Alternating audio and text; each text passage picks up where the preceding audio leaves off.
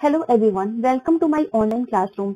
आज हम कंटिन्यू करेंगे क्लास 9 का इको का chapter the story of village Palampur. इस चैप्टर का पेज नंबर 7 तक हम लोगों ने पहले ही प्रीवियस वीडियोस में कंप्लीट कर लिया है। तो आज हम पढ़ेंगे पेज नंबर 8 और इसमें आज हम स्टार्ट करेंगे यहाँ से इस पेज नंबर 8 के पहले डिस्कशन से, जहाँ पे डाला और रामकली के बीच एक बातचीत चल रही है। और डाला और रामकली कौन है? ये गांव के सबसे निर्धन नागरिकों में से एक हैं। ये पालमपुर विलेज के गांव से ही हैं। तो यहाँ पे हम इनके दोनों के डिस्कशन के बारे में देखते हैं कि दोनों क्या आपस में डिस्कस कर रहे हैं।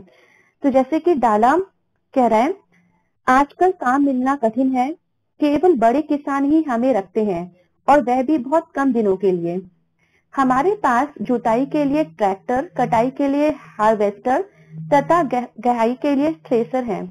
यहाँ तक कि खरपतवार को साफ करने के लिए कुछ किसान खरपतवार नाशकों को छिड़कते हैं। मुझे स्थानीय साहूकार को 2000 रुपए देने हैं।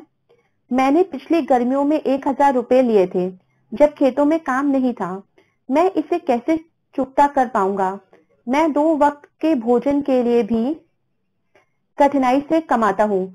तो ये हमने जो अभी डिस्कशन करा, ये जो बातें कर रहा है, ये कह रहा है डाला, जो अपनी समस्या को बता रहा है रामकली को।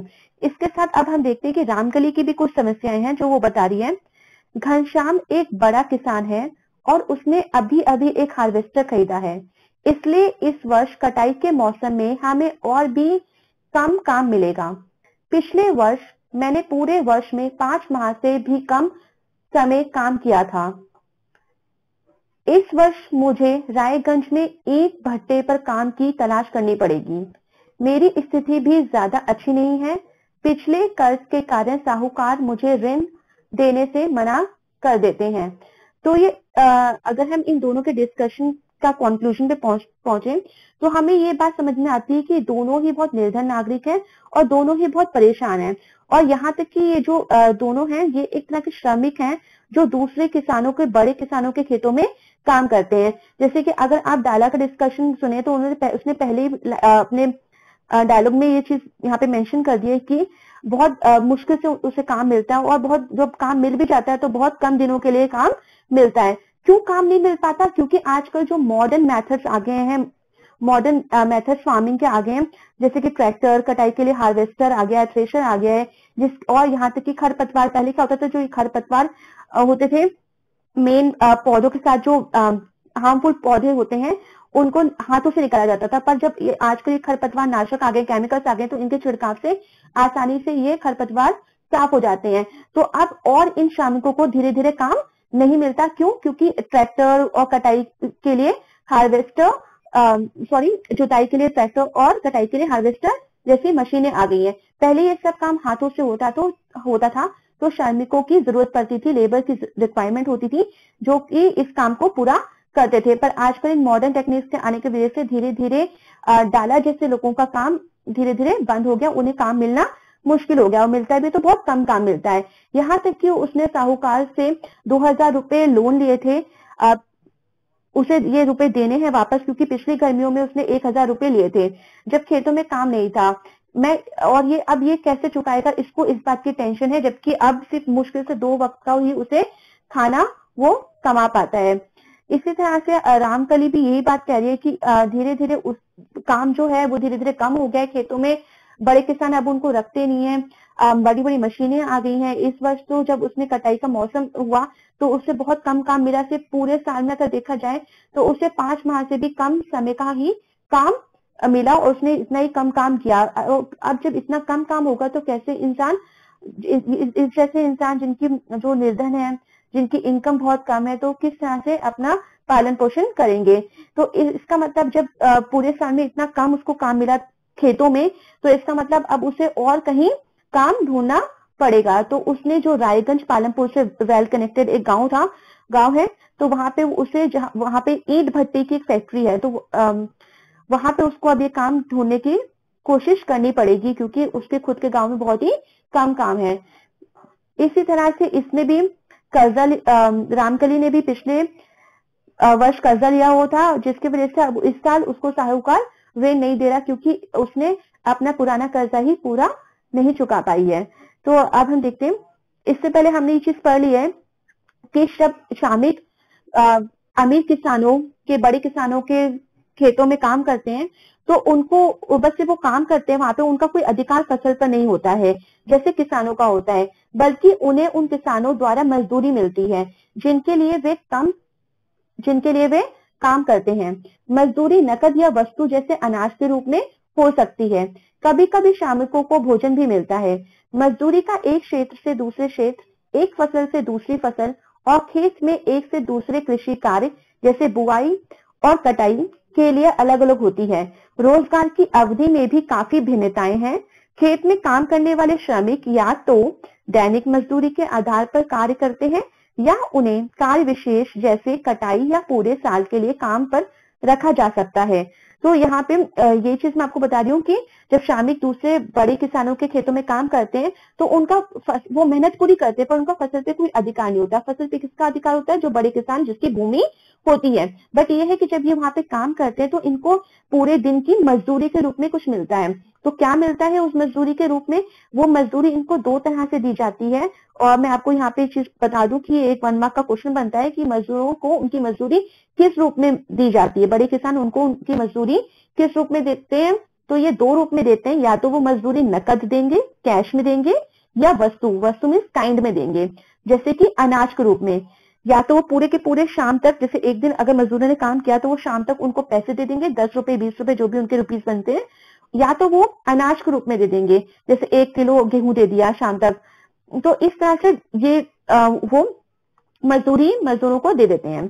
कभी कभी श्रमिकों को भोजन भी मिलता है। इसके अलावा कभी कभी ऐसा भी होता है कि जहां वो काम कर रहे हैं, जिनके खेतों में वो काम कर रहे हैं, उन्हें वहां पे एक वक्त क्या 2 वक्त का खाना भी मिल जाता है। मजदूरी एक क्षेत्र से दूसरे क्षेत्र, एक फसल से दूसरी फसल और खेत में एक से दूसरे कृषि कार्य जैसे बुआई और कटाई के लिए अलग अलग होती है। इसी तरह से जो उनकी मजदूरी होती है वो भी जैसे अगर वो पालमपुर में अपने खुद के गांव में काम कर रहे हैं तो ये एरिया वाइज भी होती है कि शायद उनको वहां पे कम मिले और रायगंज में उनको ज्यादा मजदूरी मिले। और फसल से दूसरी फसल में भी, जैसे कि गेहूं की कटाई और शायद जो गन्ने की कटाई है उसमें भी अंतर होता है। और उसी तरह से उनकी जो सैलरी होगी, जो मजदूरी मिलेगी वो भी अलग अलग होगी। और किस तरह के कार्य, जैसे बुआई का अगर वो काम करते हैं तो उनको अलग तरह की मजदूरी मिलती है और जब कटाई का काम करते हैं तो उनको अलग तरह की मजदूरी मिलती है। तो इसका मतलब कोई जो मजदूरी है उनकी कोई फिक्स नहीं है कि 10 रुपए ही मिलने हैं।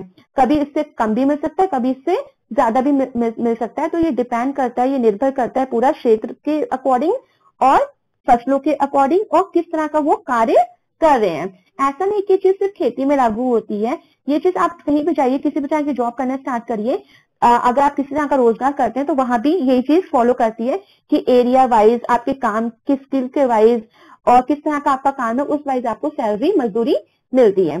तो आइए अब हम नेक्स्ट समझते हैं।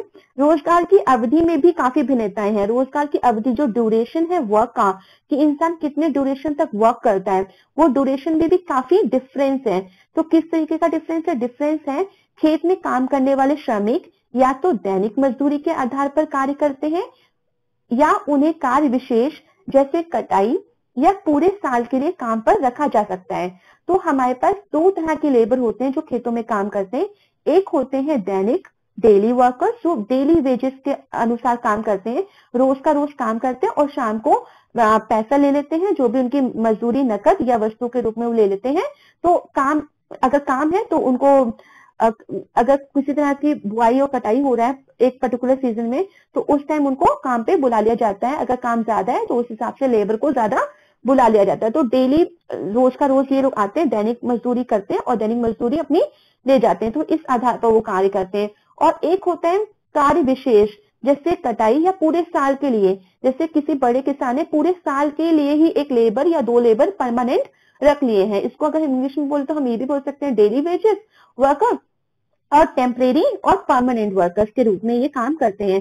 तो पूरे साल वाले जो होते हैं तो उनकी एक तरह से परमानेंट जॉब हो जाती है और उनको वो पूरे साल काम करते हैं उन्हीं एक ही बड़े किसान के खेत में और आराम से उनको जो भी पैसा या जो भी खाना वाना मिलता है वो मिलता रहता है। मगर यहाँ पे जो थोड़ी सी प्रॉब्लम होती है वो होती है दैनिक मजदूरों के लिए। दैनिक मजदूरों को रोज रोज कार्य नया नया काम ढूंढना पड़ता है।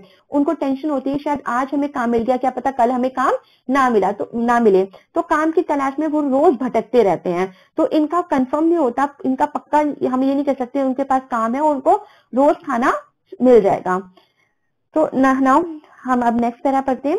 डाला पालमपुर में दैनिक मजदूरी पर काम करने वाला एक भूमिहीन श्रमिक है। तो अगर डाला की बात करें जिसका अभी हमने डिस्कशन पढ़ा पूरा, तो डाला पालमपुर का ये एक दैनिक मजदूरी पर काम करने वाला एक भूमिहीन श्रमिक है। उसकी खुद की कोई भूमि नहीं है।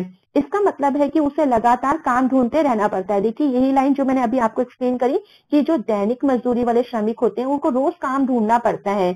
सरकार द्वारा खेतों में काम करने वाले श्रमिकों के लिए एक दिन का न्यूनतम वेतन 300 रुपए मार्च 2017 के अकॉर्डिंग निर्धारित किया गया है।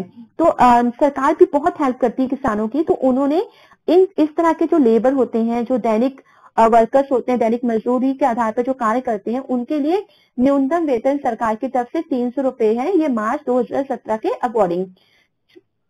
बट अगर हम देखें तो सोचने की बात यह है क्या जो सरकार ने निर्धारित किया है वेतन, क्या वो उन श्रमिकों को मिलता है कि नहीं मिलता है। तो ये आपका नेक्स्ट पेज में पेज नंबर 9 में मेंशन किया है। लेकिन डाला को मात्र 160 रुपए ही मिलते हैं। तो अभी हमने जस्ट पढ़ा कि सरकार ने 300 रुपए निर्धारित करे, पर जब हमने डाला की बात देखते हैं, डाला का पूरे उसकी कहानी सुनते हैं या देखते हैं, तो हमें ये पता चलता है कि डाला को सिर्फ 160 रुपए ही मिलते हैं। पालमपुर में खेतीहार श्रमिकों में बहुत ज्यादा स्पर्धा है। स्पर्धा मीन्स कॉम्पिटिशन है, इसलिए लोग कम वेतन में भी काम करने को सहमत हो जाते हैं। डाला अपनी स्थिति के बारे में रामकली से शिकायत करता है, जो कि एक अन्य खेतीहार श्रमिक है। डाला और रामकली दोनों गांव के निर्धनतम व्यक्तियों में से हैं। तो यहाँ पे इस टाइम में हमको ये अच्छे से समझ में आ रहा है कि जो सरकार ने 300 रुपए तय किए हैं, पर जब ये श्रमिक खेतों में काम करते हैं, बड़े किसानों के खेतों में काम करते हैं, तो उनको पूरे 300 रुपए नहीं मिलते, उनको कितने मिलते हैं, सिर्फ 160। अब आपके दिमाग में आएगा ऐसा क्यों? तो ऐसा इसलिए क्योंकि जहाँ कंपटीशन ज्यादा होता है, जहाँ पे इतने सारे लोग काम करने के लिए तैयार हैं, तो इस बात का जो फायदा वो बड़े किसान उठाते हैं। वो कम से कम पैसों में अपना काम कराना चाहते हैं।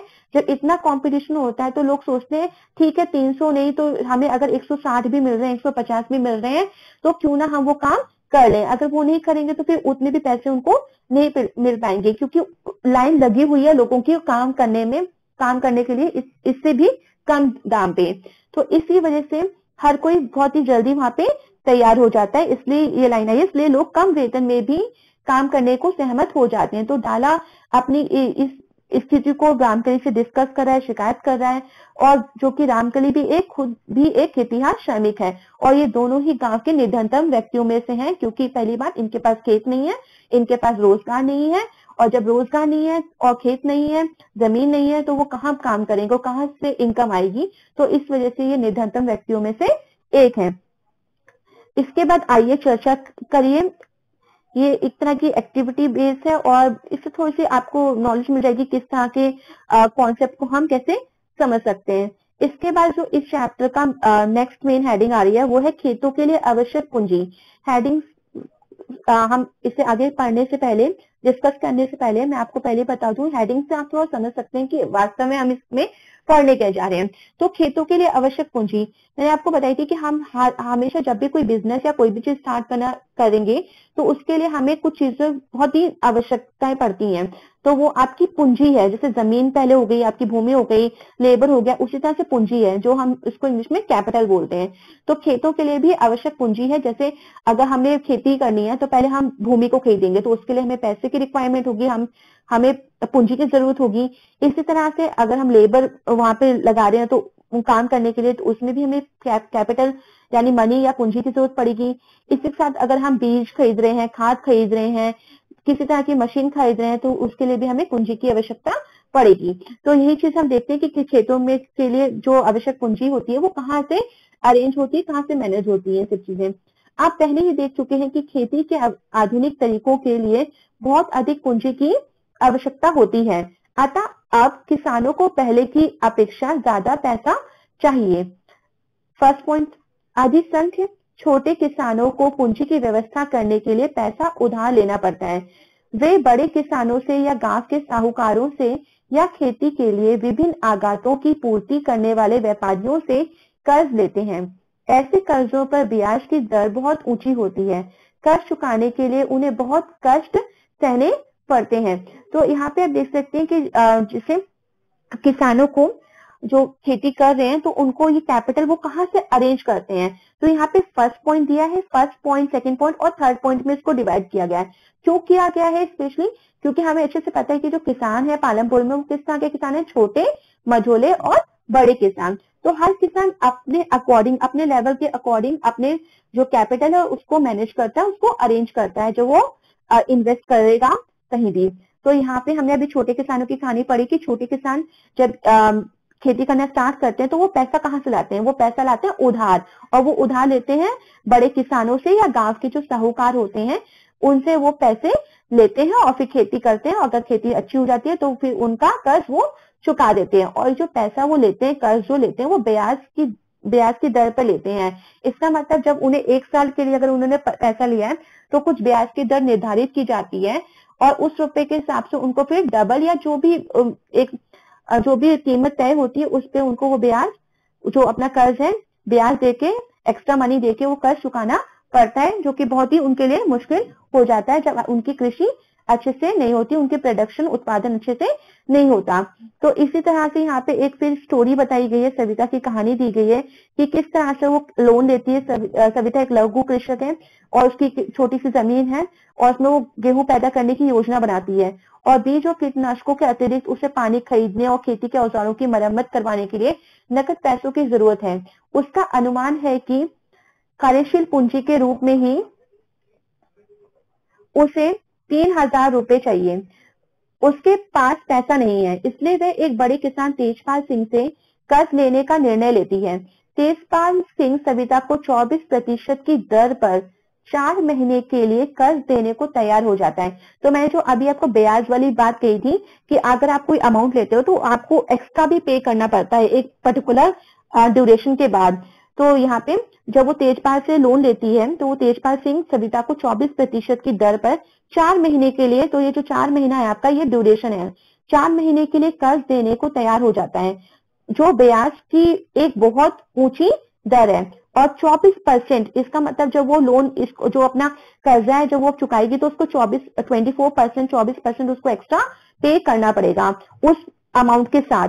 सविता को यह भी वचन देना पड़ता है कि वह कटाई के मौसम में उसके खेतों में एक श्रमिक के रूप में 100 रुपए प्रतिदिन पर काम करेगी। अब ये देखिए 100 रुपए प्रतिदिन, आप देख सकते हैं कितना कम। 2 कंडीशन उसने रखी तेजपाल ने जब वो लोन दे रहा है सविता को 3,000 रुपए। पहली ये कि 4 महीने के बाद ये 3,000 रुपए सविता उसको देगी, साथ में 24% की दर के अनुसार वो उसको और भी एक्स्ट्रा अमाउंट ब्याज के साथ ये पूरा का पूरा 3,000 रुपए और साथ में ब्याज देगी, वापस करेगी साथ में। और वो क्या काम करेगी, वो उसके खेतों में, तेजपाल के खेतों में एक श्रमिक के रूप में, एक लेबर के रूप में प्रतिदिन काम करेगी। और उसको कितने रुपए, जैसे सरकार ने 300 रुपए तय किए, बट यहाँ पे तेजपाल उसको कितना देगा, सिर्फ 100 रुपए प्रतिदिन देगा। तो आप देख सकते हैं कितना कम उसको पैसा मिल रहा है। आप भी कह सकते हैं कि यह मजदूरी बहुत कम है। तो यही बात जो अभी मैंने बोली आपको कि बहुत ही कम है। सविता जानती है कि उसे अपने खेत की कटाई पूरी करने में बहुत मेहनत करनी पड़ेगी और उसके बाद तेजपाल के खेतों में श्रमिक की तरह काम करना होगा।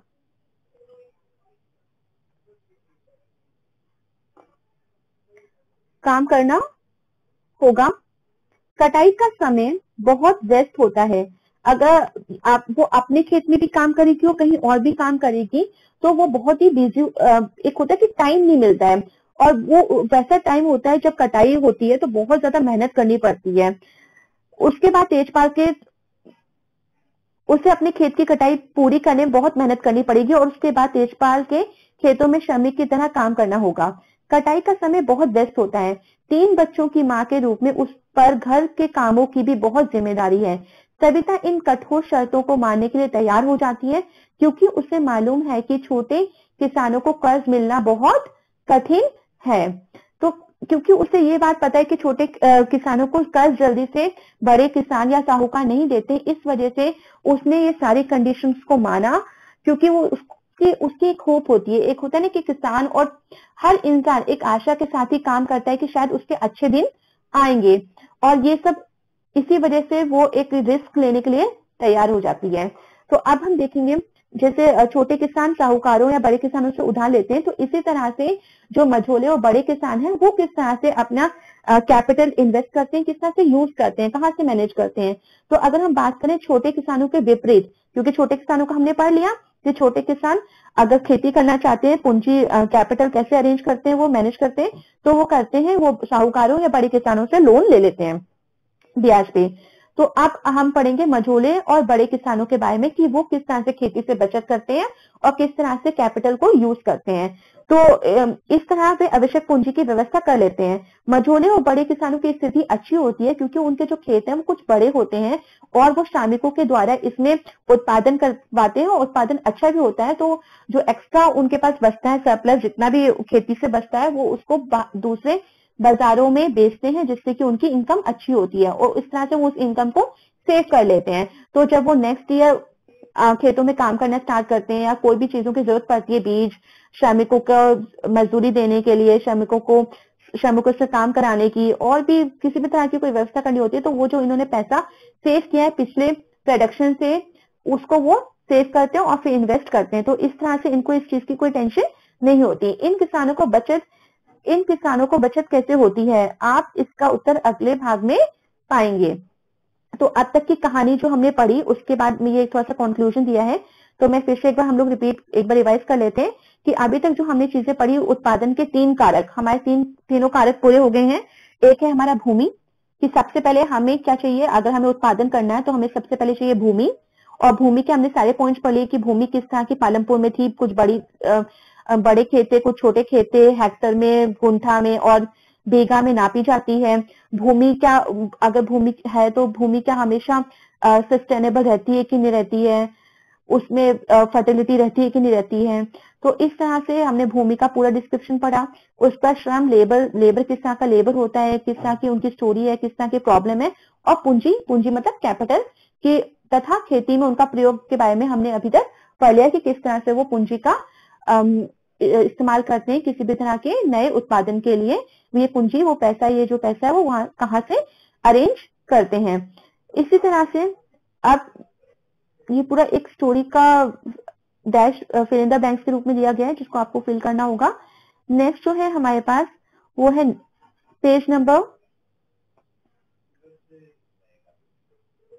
10, जिसमें हम नेक्स्ट टॉपिक पढ़ेंगे।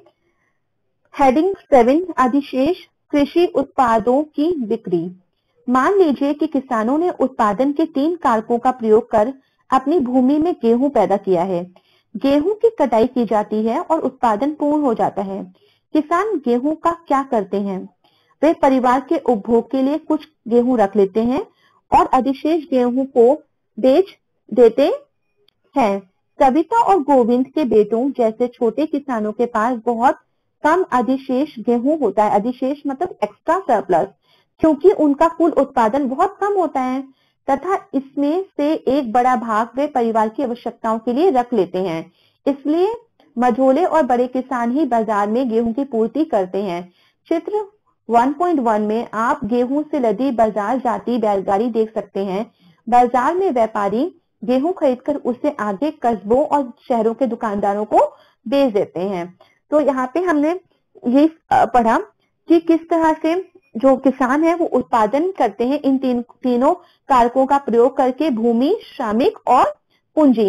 इसके बाद जो भी भूमि में उत्पादन होता है, जो भी गेहूं पैदा किया जाता है, उसकी कटाई की जाती है और इस तरह से उत्पादन पूर्ण हो जाता है। फिर बाद में किसान इस गेहूं का करते क्या है, तो वो क्या करते हैं, वो अपने लिए और अपने परिवार के खाने के लिए, उपभोग के लिए कुछ गेहूं, कुछ हिस्सा जो होता है अनाज का, वो रख लेते हैं और जो एक्स्ट्रा अधिशेष बचता है उसे वो क्या करते हैं, वो उसे जाके बाजार में बेच देते हैं।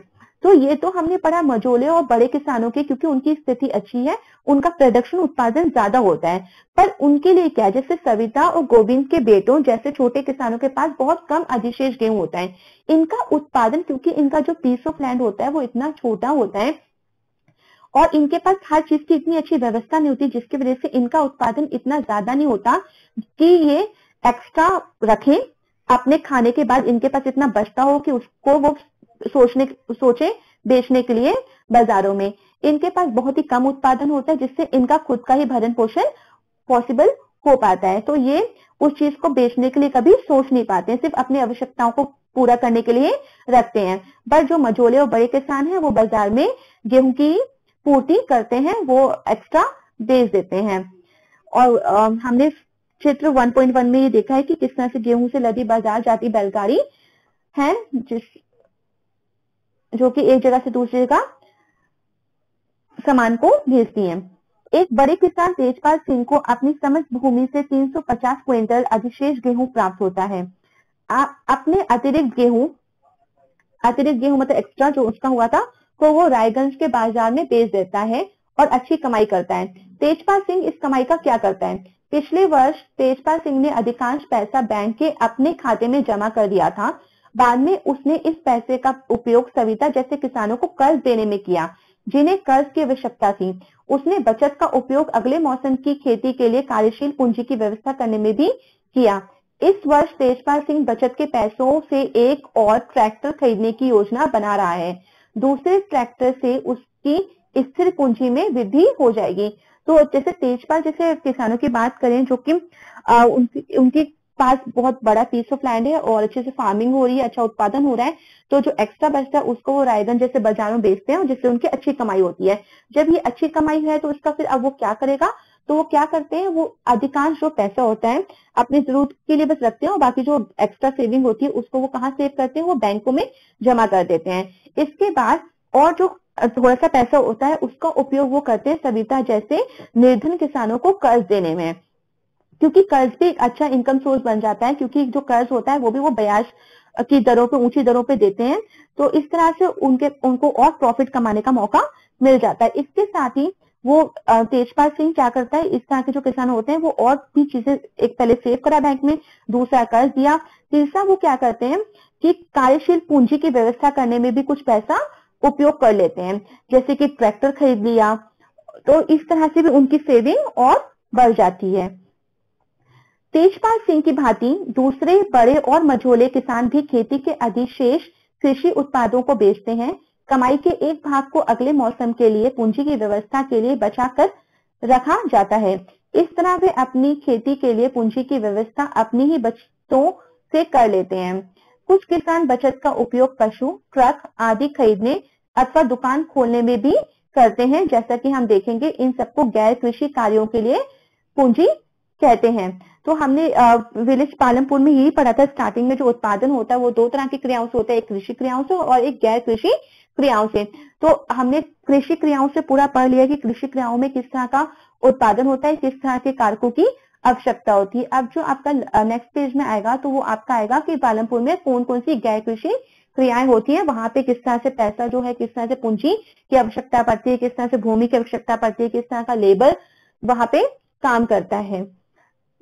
और इस पेजेस में जो भी हमने डिस्कस किए उसके इंपॉर्टेंट क्वेश्चन यही होते हैं कि किस तरह से बड़े किसान, मझोले किसान और छोटे किसान जो है वो पूंजी की व्यवस्था करते हैं, किस तरह के लेबर होते हैं, दैनिक मजदूरी जो होते हैं, जो मजदूर होते हैं दैनिक वाले, डेली वर्कर्स जो होते हैं वो किस तरह के मजदूर होते हैं, उनकी डेफिनेशन क्या होती है, परमानेंट कौन से होते हैं, और जो सैलरी जो उन्हें मजदूरी मिलती है खेतों से, जब छोटे भूमिहीन जो किसान हैं, भूमिहीन जो श्रमिक हैं, जब वो दूसरों खेतों में खेती करते हैं तो श्रम करते हैं, तो उनको किस तरह से अपनी मजदूरी मिलती है। तो वो दो तरह से मिलती है, जिसे हमने पढ़ा, या तो नकद मिलेगी या फिर अनाज के रूप में मिलेगी।